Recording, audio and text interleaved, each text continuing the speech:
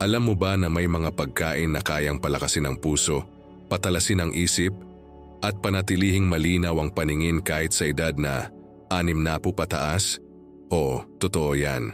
At ang sikreto, hindi mamahaling gamot o vitamin capsule, kundi mga pagkain na mayaman sa omega-3. Pero teka muna, baka iniisip mo, omega-3? Parang narinig ko na yan, pero ano ba talaga yan at bakit napakahalaga? Kaya kung isa kang senior na gusto pang tumagal ang lakas ng katawan, manatiling matalas ang utak at iwasan ang sakit sa puso, huwag mong iskip ang video na ito. Dahil sa parting ito, pag-uusapan natin kung ano nga ba ang omega-3, bakit ito tinatawag na super fat, at saan mo ito makikita sa mga pagkaing abot kaya lang. Ngayon isipin mo na lang, araw-araw kang kumakain. Pero alam mo ba kung may omega-3 ba sa kinakain mo? Kung madalas kang kumain ng pritong pagkain, karne, or instant noodles, baka kulang ka na nito. At ang kakulangan ng omega-3 ay may malaking epekto hindi lang sa puso, kundi pati sa mood, memorya at paningin. Ang omega-3 ay isang uri ng healthy fat na tumutulong magbawas ng pamamaga sa loob ng katawan. Kapag kulang ka nito, mas mabilis kang mapagod, mas madali kang mainis at minsan parang malabo ang isip o mahina ang konsentrasyon. Maraming pag-aaral na ang nagsasabi, ang mga taong may sapat na omega-3 ay mas mababa ang panganib ng atake sa puso, demensya at pagkabulag dahil sa katandaan. Kaya mahalagang simulan na nating pag-usapan ang mga pagkain na mayaman sa omega-3. Mga pagkaing hindi lang pampalusog, kundi masarap din at kayang-kaya ng bulsa ng mga seniors. Unang-una sa listahan, isda. Hindi lahat ng isda pare-pareho ha. Ang may pinakamaraming omega-3 ay ang mga isdang mataba, tulad ng sardinas, bangus, tamban, at mackerel. Kaya kung madalas kang mag-ulam ng sardinas sa umaga o tanghalian, congratulations! Nakakatulong ka sa puso mo nang hindi mo namamalayan. Ang sardinas ay mura, madaling lutuin, at pwedeng ipares sa kahit anong ulam. Pwede mo itong ihalo sa munggo o gawing torta. Simple pero puno ng omega-3 na tutulong protektahan ang iyong mga ugat at puso laban sa bara. Ang bangus naman, bukod sa masarap, ay isa rin sa mga national treasures natin pagdating sa nutrisyon. Kapag inihaw mo o sinigang, nakakakuha ka ng malinis na source ng omega-3, protina at calcium. May mga doktor pa ngang nagsasabi na ang regular na pagkain ng bangus 2 beses sa isang linggo ay nakakatulong bumaba ang bad cholesterol. Kaya kung dati puro karne o hotdog ang niluluto mo, subukan mo namang palitan ng isda paminsan-minsan. Ang simpleng pagpalit na yan, malaking tulong sa puso mo. Ngayon baka tanungin mo, paano kung hindi ako mahilig sa isda? Walang problema. May ibang paraan pa rin para makakuha ng omega-3. Alam mo ba na kahit sa mga mani at buto ay may omega-3 din? Halimbawa, ang walnuts, chia seeds at flax seeds. Kung meron kang oatmeal sa umaga, pwede mong budburan ng kaunting chia seeds o flax seeds para maging mas healthy. Hindi mo na kailangan ng mamahaling supplement. Sapat na yung natural sources araw-araw. Ang omega-3 sa mga ganitong buto ay tinatawag na ILA o alpha-linolenic acid na kahit hindi kasing lakas ng omega-3 sa isda, nakakatulong pa rin sa sirkulasyon ng dugo at kalusugan ng utak. Alam mo ba na sa Japan, ang mga matatanda doon ay bihirang magkasakit sa puso? Isa sa mga dahilan, araw-araw silang kumakain ng isda na mayaman sa omega-3. Kaya marami sa kanila umaabot ng 90 o kahit 100 taon, pero malinaw pa rin ang mata, matalas pa rin ang memorya. Kung iisipin mo, hindi naman sila laging umiinom ng supplement. Natural lang ang pagkain nila. Ang mga pagkaing mayaman sa omega-3 ay parang langis sa makina ng kotse. Kapag tama ang dami, maayos ang takbo ng katawan, walang bara, walang sobrang init, at maayos ang galaw ng puso. Pero kapag puro mantika, processed food, at kulang sa omega-3 ang kinakain, para kang naglalagay ng maruming langis sa makina. bumabagal, umiinit at minsan humihinto. Marami ring seniors ang nagsasabing mas gumanda ang tulog nila matapos dagdagan ang omega-3 sa pagkain. Nakakatulong daw ito sa mood, parang mas kalmado at hindi madaling mainis. At kung minsan nakakaramdam ka ng lungkot o pagkalimot, malaking bagay ang omega-3 sa utak. May mga pag-aaral na nagsasabing nakakatulong ito laban sa mild depression at memory loss. Isipin mo, simpleng pagkain lang ng isda at mani, pero pwede nang makatulong sa mental health mo. Isa pang magandang source ng omega-3 ay talaba at hipon. Alam kong paborito ng maraming Pinoy senior yan, pero paalala, kainin ng tama at huwag sosobra, lalo na kung mataas ang uric acid mo. Isang beses sa isang linggo ay sapat na para makuha ang benepisyo ng hindi sumusobra sa kolesterol. Kung gusto mo naman ng dagdag tip, subukan mo ring lutuin ang mga pagkaing ito sa grilled o steamed na paraan imbes na prito. Kasi kapag prito, nasisira ang omega-3 oils. Sayang, di ba? Mas maganda kung lutong sinigang, paksiw o inihaw para makuha mo ang buong sustansya. At kung minsan gusto mong mag-snack sa hapon, iwasan mo muna ang chichirya. Pwede mong palitan ng tinapay na may peanut butter.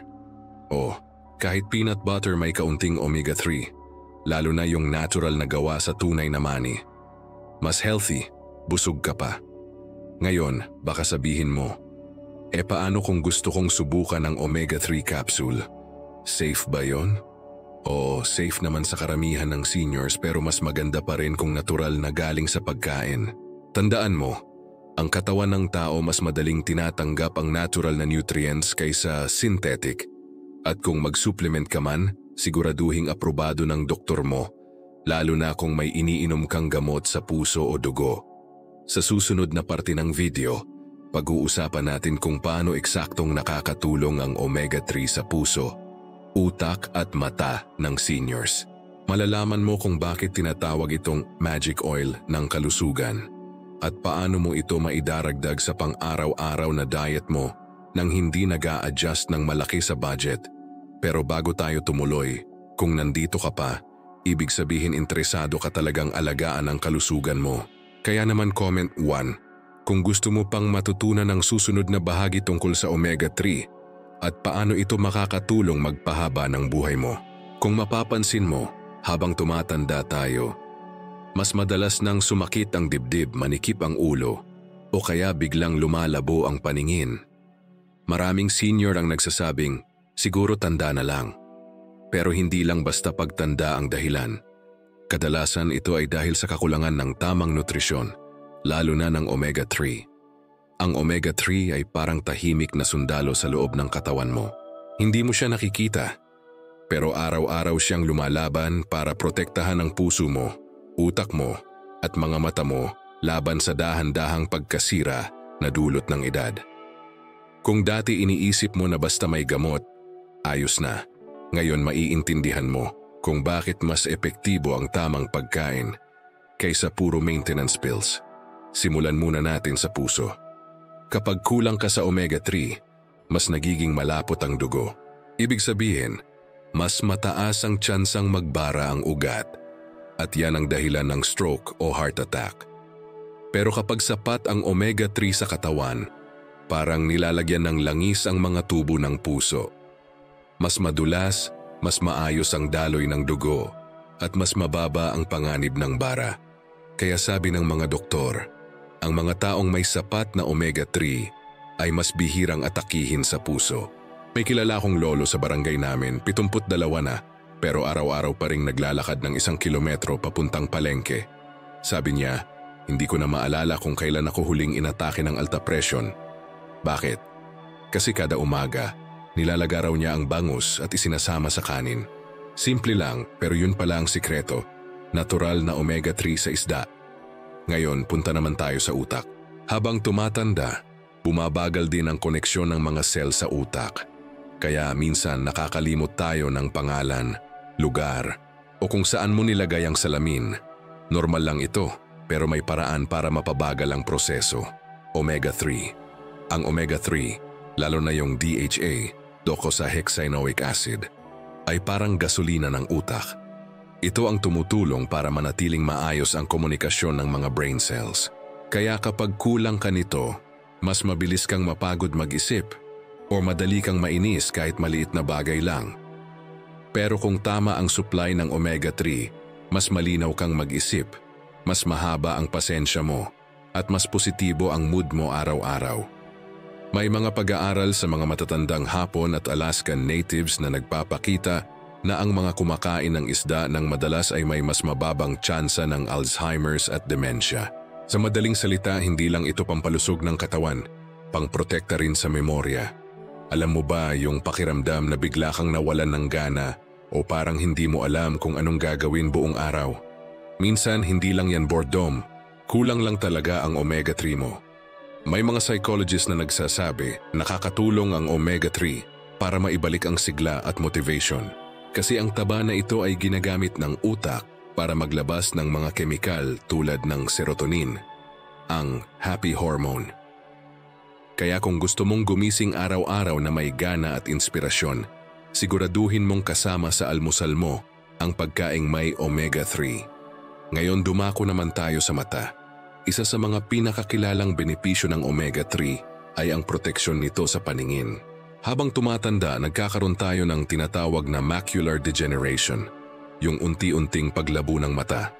Minsan, kahit malapit lang ang binabasa, parang malabo. Ang DHA sa omega-3 ang tumutulong para manatiling malinaw ang retina, yung parte ng mata na tumatanggap ng liwanag. Kung wala nito, mabilis mapagod ang mata at mas madalas kang malabo ang paningin. May lola akong kapitbahay, mahilig magtanim ng gulay. Noon daw, tuwing hapon hirap na siyang maglinis ng tanim dahil sobrang labo ng mata. Tinuruan siya ng doktor na kumain ng isda 2 beses sa isang linggo at magdagdag ng chia seeds sa oatmeal. Makaraan ng 2 buwan, sabi niya. Parang mas malinaw na ngayon. Hindi na ako napapangiwi pag nagbabasa ng presyo sa palengke. Siyempre, hindi ito instant miracle. Pero kapag sineryoso mo araw-araw, ramdam mo talaga ang epekto. Kaya kung gusto mong manatiling malinaw ang paningin mo kahit edad 70 o 80, tandaan mo, ang omega-3 ay parang salamin ng mga mata mo. Nagbibigay linaw at proteksyon laban sa pagkaantok o pagkapagod ng mata. Ngayon baka itanong mo, paano ko malalaman kung kulang ako sa omega-3? Simple lang, kapag madalas kang nakakaramdam ng tuyong balat, masakit ang kasukasuan, madalas na pagkalimot, o madaling mapagod kahit konting lakad lang. Yan ay mga senyales.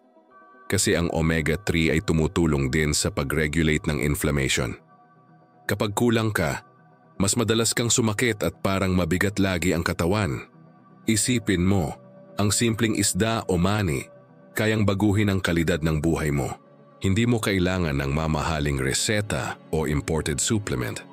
Ang kailangan mo lang ay kaunting disiplina at pag-unawa kung bakit mahalaga ang mga ganitong pagkain. Isa sa mga pinakamagandang paraan para masimulan ito ay ang pagtakda ng Omega-3 Day sa iyong linggo. Halimbawa, tuwing Martes at Biyernes, magulam ka ng isdang mayaman sa Omega-3. Tuwing umaga magdagdag ka ng kaunting mani o flaxseed sa oatmeal. At kung may oras sa hapon, kumain ng saging at peanut butter imbes na biskwit o tinapay na puro asukal. Sa una, parang mahirap baguhin ang nakasanayan, pero isipin mo kung anong kapalit. Mas malakas na puso, mas matalas na isip, at mas malinaw na mata. Ibig sabihin mas kaya mong gawin ang mga bagay na gusto mo pa kahit tumatanda na. Kung dati hirap kang magbasa ng text o maglakad sa araw, baka sa loob lang ng ilang linggo, mapansin mong gumagaan na ang pakiramdam mo. At huwag mong kalilimutan, kapag inaalagaan mo ang sarili mo ngayon, hindi lang ikaw ang nakikinabang. Mas makikita ng mga anak mo at apo mo kung gaano kahalaga ang malusog na pamumuhay. Minsan kasi, hindi natin napapansin. Pero tayo mismo ang inspirasyon ng susunod na henerasyon. Kaya sa susunod na pupunta ka sa palengke, tandaan mo itong 3 salita: isda, mani, buto. Yun ang 3 simpleng daan papunta sa mas mahabang buhay. Sa susunod na bahagi, Pag-uusapan natin kung paano mo eksaktong maisasama ang mga pagkaing ito sa pang-araw-araw na diet mo kahit limitado ang budget. Matutunan mong gumawa ng omega-3 meal plan na swak sa senior lifestyle. Pero bago yan, kung nandito ka pa, ibig sabihin talagang gusto mong alagaan ang puso, utak at mata mo. Kaya naman, comment 2 kung excited ka sa mga susunod na tips kung paano isama ang omega-3 sa pang-araw-araw mong pagkain. Ngayon na alam mo na kung gaano kahalaga ang omega-3 sa puso, utak at paningin, siguradong iniisip mo na rin, paano ko naman ito maisasama sa araw-araw na pagkain ko, lalo na kung limitado ang budget? Magandang tanong yan kasi marami talagang senior na gustong kumain ng masustansya pero nag-aalangan dahil akala nila mahal. Pero ang totoo, hindi mo kailangan gumastos ng malaki para maging malusog.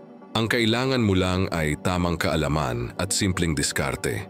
Simulan natin sa almusal. Sa halip na puro tinapay o instant noodles, subukan mong gumawa ng oatmeal na may chia seeds o mani. Ang chia seeds ay mayaman sa omega-3 at hindi mo kailangang gumamit ng marami. Isang kutsarita lang bawat araw ay sapat na. Kung wala kang chia seeds, pwede mo ring gamitin ang flaxseed o kahit simpleng mani. Ang mani ay abot kaya, madaling hanapin at mahusay na source ng omega-3. Habang mainit pa ang oatmeal, budburan mo lang ng durog na mani o konting flaxseed powder at makakakuha ka na ng dagdag proteksyon sa puso. Kung gusto mo naman ng medyo lokal na lasa, pwede ka ring gumawa ng champorado na gawa sa malagkit na bigas at may halong gatas na may omega-3. May mga brand ng gatas ngayon na may dagdag omega-3 fatty acids. Kung meron sa palengke o grocery, piliin mo yon. Simple, pero nagbibigay ng sustansya na maganda para sa puso at utak. Pagdating sa tanghalian, ito na ang pinakamagandang pagkakataon para magdagdag ng isda. Hindi kailangang imported o mamahalin. Ang mga lokal na isda tulad ng sardinas, tamban, bangus, galunggong at tulingan ay mayaman sa omega-3. Kung may sardinas ka sa lata, pwede mong gawing ginisang sardinas na may gulay tulad ng ampalaya o malunggay. Bukod sa omega-3, makakakuha ka pa ng fiber at vitamins mula sa gulay. Ang secret dito ay lutuin sa konting mantika o olive oil kung meron at huwag laging prito. Kasi kapag sobra sa mantika, nasisira ang natural na taba ng omega-3. Isa pang tip ay sinigang na bangus sa miso. Bukod sa masarap, isa ito sa mga pinaka-healthy na ulam para sa seniors. Ang sabaw ay nakakatulong sa hydration, ang miso ay may probiotics, at ang bangus ay loaded sa omega-3. Hindi mo kailangang gumastos ng malaki para dito. Isang pirasong bangus, gulay at miso pastilang, may ulam ka na para sa 2 tao. Kung minsan naman gusto mong magbaon o mag-snack sa hapon, imbes na biskwit o tinapay na matamis, subukan mo ang saging na saba na may peanut butter. Ang peanut butter, lalo na yung natural o hindi sobrang tamis, ay may kaunting omega-3 din.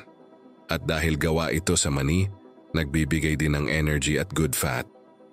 Kung may apo ka sa bahay, siguradong magugustuhan din nila yan.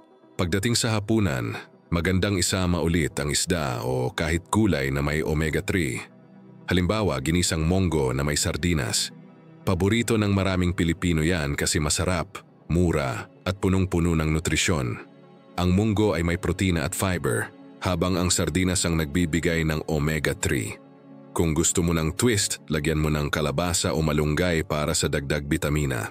Kung minsan naman gusto mong magpahinga sa isda, pwede mong subukan ang ensaladang itlog na may tuna flakes. Lagyan mo ng kamatis, sibuyas at kaunting olive oil o kalamansi. Swak na swak yan sa mga seniors na gusto ng magaang hapunan pero may sustansya. At kung ayaw mo ng canned tuna araw-araw, palitan mo ng tinapang bangus o inihaw na tilapia paminsan-minsan. Kung may budget ka naman, pwede kang bumili ng omega-3 eggs o mga itlog na pinakain ng grains na may omega oils. Makikita mo yan sa ilang grocery stores. Pero kung wala, kahit normal na itlog ay okay, basta hindi prito.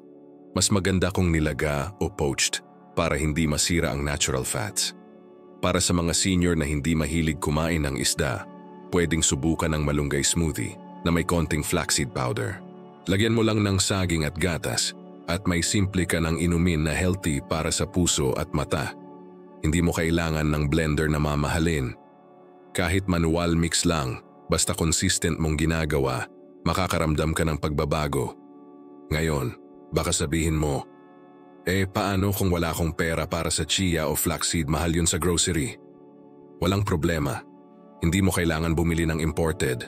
Ang simpleng mani, bangus, tamban at sardinas ay sapat na. Yun ang kagandahan ng pagkain ng mga Pilipino. Kahit simple, malusog kung tama ang pagpili. Isipin mo, araw-araw kang kumakain ng ulam. Kaya kung mapapalitan mo lang ang ilang bahagi ng diet mo, malaking tulong na agad sa katawan. Para mas madali mong maalala, ganito ang simpleng omega-3 meal plan na swak sa budget. Sa almusal, oatmeal na may mani o chia seeds. Sa tanghalian, sinigang na bangus o ginisang sardinas sa gulay. Sa merienda, saging na may peanut butter. At sa hapunan, ginisang munggo na may sardinas. Hindi kailangang sundin araw-araw, pero kahit 3 beses lang sa isang linggo, makikita mo na ang epekto. Mas kalmado ang pakiramdam, mas magaan ang paghinga at mas alerto ang utak. Isa pa, kapag sinamahan mo ng sapat na tubig at simpleng ehersisyo, mas mabilis ang epekto ng omega-3 sa katawan. Hindi mo kailangang mag-marathon. Isang 15-minute lakad tuwing umaga ay sapat na para mas mapalakas ang daloy ng dugo at mas maging epektibo ang mga sustansya na pumapasok. Mahalaga rin na tandaan, huwag mo agad isusuko ang pagbabago kung hindi mo pa nararamdaman ang resulta. Ang omega-3 ay hindi magic pill. Ito ay parang mabuting ugali. Kailangang paulit-ulit at tuloy-tuloy bago mo makita ang tunay na benepisyo. Kung sa unang linggo pa lang ay nagbago na ang iyong almusal at hapunan, magpasalamat ka na kasi unti-unti mo nang binabago ang iyong kinabukasan. Ang katawan ng tao, lalo na sa edad na 60 pataas, ay marunong gumanti sa kabutihan. Kung aalagaan mo ito ngayon, babalik sa iyo sa anyo ng mas mahabang buhay, mas masarap kumain, at mas masiglang pakiramdam. At kapag naramdaman mo na ang pagbabago, mas lalo kang maeenganyong ipagpatuloy. Kaya sa susunod na mapadaan ka sa palengke, huwag puro karne o processed food ang bibilhin mo. Tandaan mo ang 3 letra, OME. Omega-3 para sa malusog na puso, utak at mata. Simple pero ito ang sikreto ng mga matatandang malalakas at masigla pa rin hanggang ngayon. Sa susunod na bahagi, pag-uusapan natin ang mga karaniwang pagkakamali ng seniors tungkol sa omega-3, mga maling paniniwala at maling paraan ng pagkain na dapat mong iwasan para masulit ang mga benepisyo nito. Pero bago tayo tumuloy, kung nandito ka pa, ibig sabihin seryoso kang gustong baguhin ang kalusugan mo. Kaya naman comment 3 kung gusto mong malaman ang mga maling gawain na dapat mong itigil para mas maging epektibo ang omega-3 sa katawan mo. Ngayong alam mo na kung paano isama ang mga pagkaing mayaman sa omega-3 sa araw-araw na diet mo, oras na para pag-usapan ang mga karaniwang pagkakamali ng seniors tungkol dito. Marami kasing maling akala na nagiging dahilan kung bakit hindi nararamdaman ng ibang matatanda ang tunay na benepisyo ng omega-3. Kahit araw-araw silang kumakain ng isda o umiinom ng supplement. Ang totoo, minsan hindi kulang sa effort ang problema, kundi kulang sa tamang kaalaman. Isa sa pinakakaraniwang pagkakamali ay ang sobrang pagprito ng pagkain. Maraming seniors ang nagsasabing, kumakain naman ako ng isda araw-araw. Pero kapag tinanong kung paano niluluto, madalas ang sagot ay prito. Kapag piniprito ang isda, lalo na sa sobrang init ng mantika, nasisira ang omega-3 fats na nasa loob nito. Ang dapat sana ay malusog na taba, nagiging harmful oil na sa katawan. Kaya kahit kumain ka ng bangus araw-araw, kung laging prito, nababawasan ang sustansya.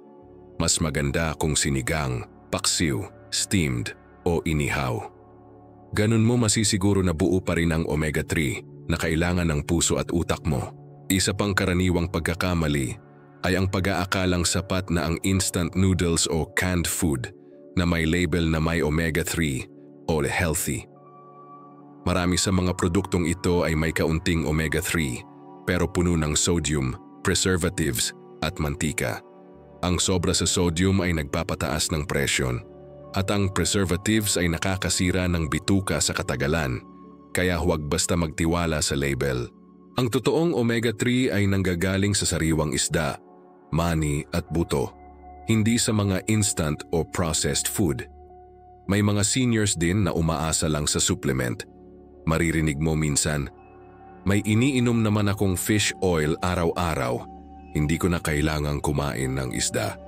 Pero tandaan mo, iba pa rin ang sustansyang nakukuha sa totoong pagkain. Yung katawan ng tao ay mas sanay gumamit ng nutrients kapag galing ito sa natural na pinagmulan.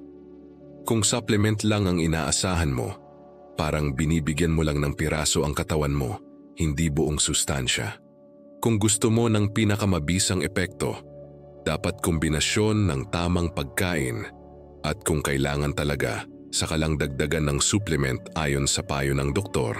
Isa pa sa maling paniniwala ay ang akalang lahat ng taba ay masama. Marami pa rin hanggang ngayon ang takot kumain ng pagkain na may taba, lalo na ang matatanda na may high blood o diabetes.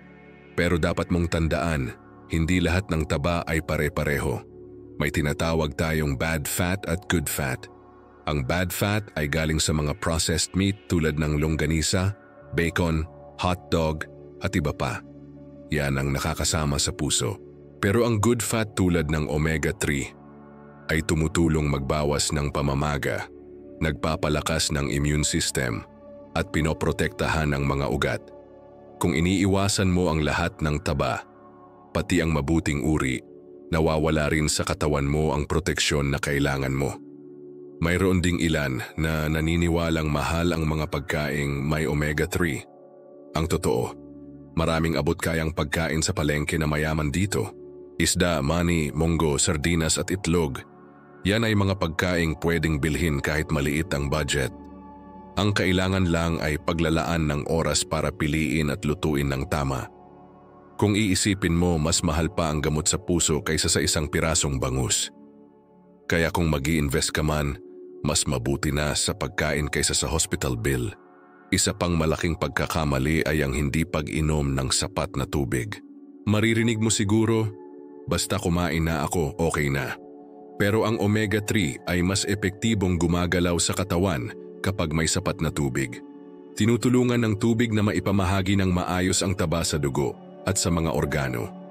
Kung kulang ka sa tubig, mabagal ang epekto ng kahit anong healthy food na kinakain mo. Kaya siguraduhin mong uminom ng tubig kada ilang oras kahit hindi uhaw. Minsan din, napapabayaan ng mga seniors ang kanilang mga cooking oil. Baka hindi mo alam, pero ang uri ng mantikang ginagamit mo sa pagluluto ay may malaking epekto sa omega-3 balance ng katawan. Kung laging palm oil, shortening, o mantika na paulit-ulit mong ginagamit, tumataas ang bad fat sa dugo mo. Mas mainam kung olive oil o canola oil ang ginagamit mo paminsan-minsan. Kung limitado ang budget, pwede mo ring bawasan na lang ang mantika at magluto sa sariling katas ng pagkain. May iba namang naniniwala na okay lang kumain ng isda, basta kahit anong isda.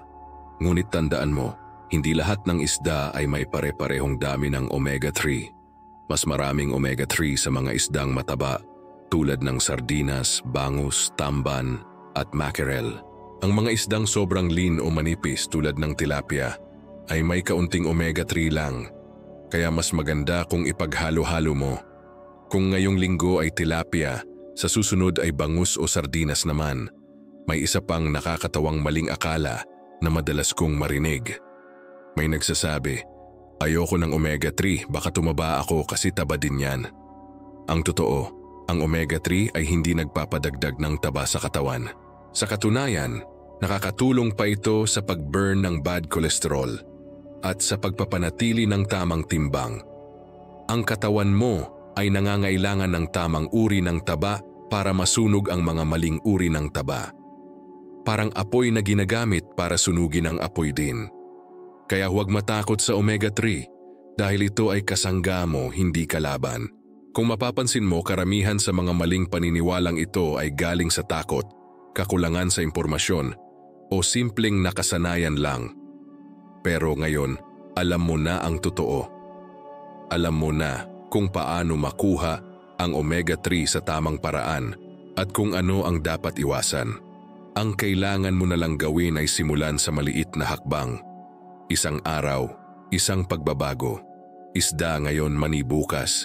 Gulay sa makalawa, hanggang maging natural na ito sa pang-araw-araw mong buhay. Sa susunod na bahagi, pag-uusapan natin ang huling bahagi ng ating serye, ang tunay na epekto ng omega-3 sa haba ng buhay at kung bakit ito tinatawag na langis ng kalusugan. Malalaman mo rin kung paano nakakatulong ang mga simpleng pagbabago sa pagkain mo para manatili kang masigla, masaya at malayo sa sakit kahit tumanda pa ng tumanda. Pero bago tayo tumuloy, kung nandito ka pa, ibig sabihin ay seryoso kang natututo at gusto mo pang tumagal ang lakas ng katawan mo. Kaya naman, comment 4 kung gusto mo pang marinig ang inspirasyon sa huling bahagi ng ating usapan tungkol sa omega-3. Marami sa atin ang lumaki sa paniniwalang kapag tumatanda, natural na lang na humina, madaling mapagod o mabilis malimot. Pero ang hindi alam ng karamihan, kaya pa nating baguhin ang takbo ng pagtanda. At isa sa pinakamabisang paraan para manatiling malakas at masigla ay sa pamamagitan ng tamang nutrisyon, lalo na ng omega-3. Kung napansin mo, lahat ng pinag-usapan natin mula part 1 hanggang ngayon ay umiikot sa isang simpleng ideya.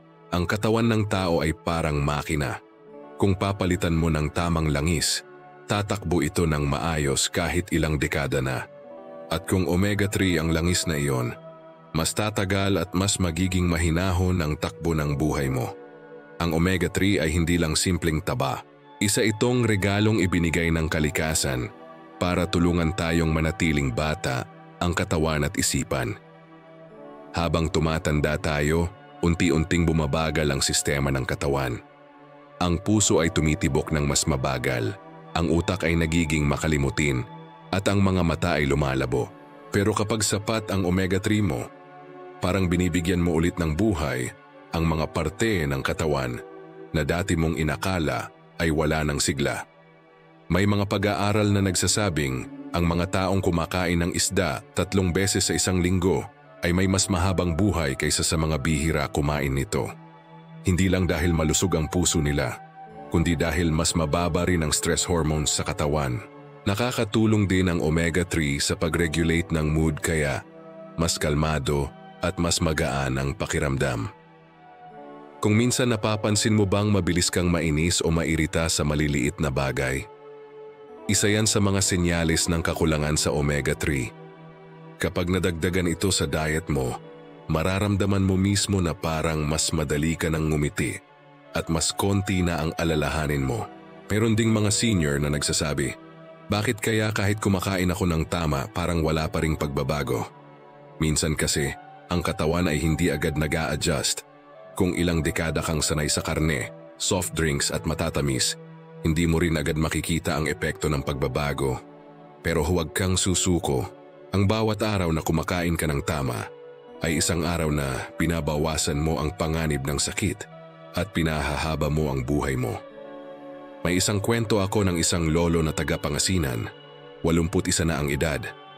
Araw-araw, nag-aalmusal siya ng lugaw na may tinadtad na sardinas at malunggay. Sabi niya, yun lang daw ang routine niya sa loob ng 3 taon. Ngayon, malakas pa siyang maglakad papunta sa simbahan tuwing umaga.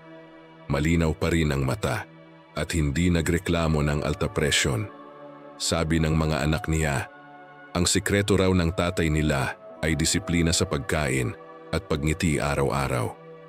Kasi kapag kalmado ang isip at busog sa tamang pagkain, mas gumaganda ang daloy ng dugo at mas aktibo ang katawan. Kaya kung iniisip mo na huli na para magbago, isipin mo ito.